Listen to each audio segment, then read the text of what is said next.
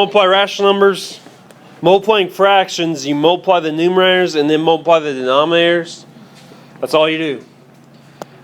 Remember from yesterday, rational numbers are numbers that can be written as fractions. So today we're just multiplying fractions. You take 3 times 1 and get 3. 4 times 2 and get 8. It does not reduce, so there's my answer. Write these two problems down. 1/2 times 4 times 10. So I just take 1 times 4 and get 4, 2 times 10 and get 20. Does this reduce? Yes. What that means is that I can take a number out of both of these. I can divide both these numbers by the same number. Okay, what number can I reduce this by? 4. So 4 divided by 4 is 1. 20 divided by 4 is 5. 3/4 times -7 over 9. 3 times 7 is what? 21. Which it's negative. Remember, negative times a positive is always negative. 4 times 9 is? 36. Does this reduce? You sure? What can I take out of 21 and 36? 3. What's negative 21 divided by 3? 7. Negative 7. What is 36 divided by 3? 12. So my answer is negative 7/12.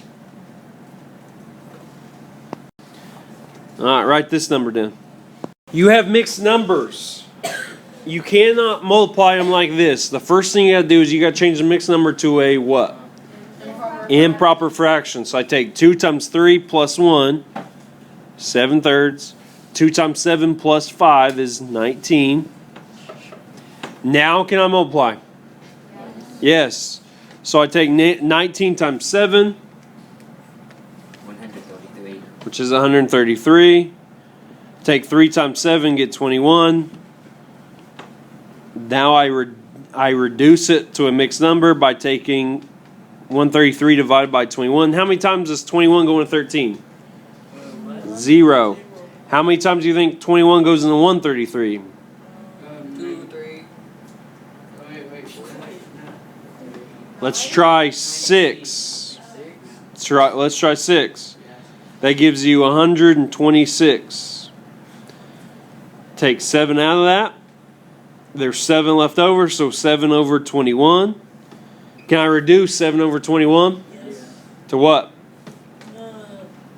6. Take 7 out of 7, I get 1. What's 21 divided by 7? 3. 1/3. So 6 and 1/3 is my answer. Right? Now, I want to show you something.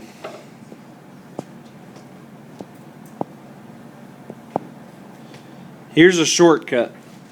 Right? I know we've been doing it this way, but I'm going to show you the shortcut now. I think now that you know how to do it, you're ready to know a shortcut. 2 times 3 is 6, plus 1 is 7. 2 times 7 is 14, plus 5 is 19. Do you guys notice anything? Something you can do? Yes, Kendall. You can simplify it. Okay, before I multiply, I can simplify or I can cancel things out. Kendall, what do you think I can cancel out? 7. The 7 and 7. As long as they're on the opposite sides, meaning one's a numerator and one's a denominator, I can cancel them out. What's 7 divided by 7? What's 7 divided by 7? 1. So I take 19 times 1, I get 19. I take 3 times 1, I get 3. How many times does 3 go to 19? 6. With what? How many left over? 1. There you go. Easy enough. If canceling confuses you, work it all out, then reduce. But reducing is the same thing as canceling, so it's going to save you steps. All right? Now, we could have done it on several problems before, but I wanted to wait until we have done it several times before you got the hang of it. Now you know you can reduce. Write this down. Algebraic expression with 1/2 AB. What they want to do is they want to get you used to replacing variables with letters, and then they'll add to it to where you're finding what that letter is instead of being told what it is. So I just replace A with 6/7, and I replace B with -4/9. I'm multiplying 3 fractions. Do I treat it any differently than if I multiply 2 fractions? No, I'm still following the rule of multiplying everything on top, then multiplying everything on bottom. But is there anything I can reduce? Yep. What can I reduce? 6 and 9. I would say 2. You can do 2 and 6. Okay.